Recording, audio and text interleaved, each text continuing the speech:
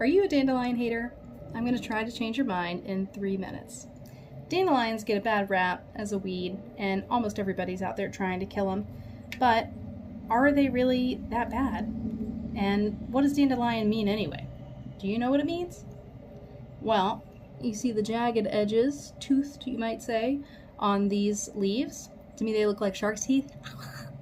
But to the French they look like lion's teeth, which is why they named them dandelion, or lion's teeth. But their government name, or official name, is Taraxacum officinale.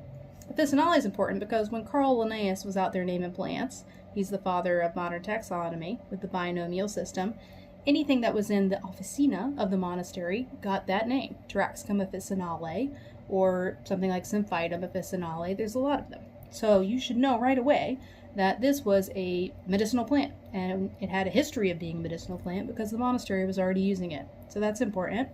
And our ancestors thought it was important enough to bring over the Atlantic whenever they were settling the Americas. So that should stand out to you too, that this was an important enough plant that they brought the seeds with them.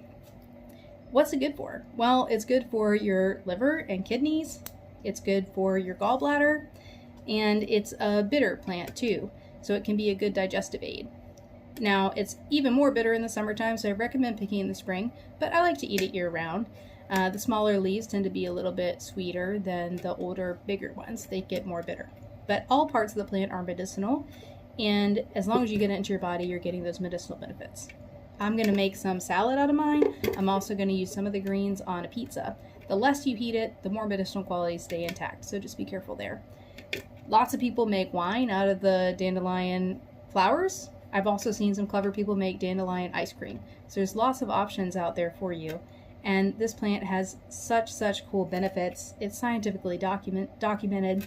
It's in a lot of teas. Dandelion root can be a coffee substitute. If you look at the back of any of your commercial teas in your kitchen, I bet you find one that has dandelion root as a primary ingredient. Some people can't have caffeine, and this is a great alternative for kind of a roasted brew. Just like its cousin, chicory, which is a dandelion cousin. A little bit cuter cousin, maybe, you might say. But if you'd like to learn more about dandelion, I'm going to do a deep dive on a new series I'm making on YouTube. So if you enjoy hearing me go complete nerd out on plants, then I'd love for you to join. It's called The Welcome Weed, and I hope it makes you look at weeds differently and welcome some of the weeds in your yard. Bye.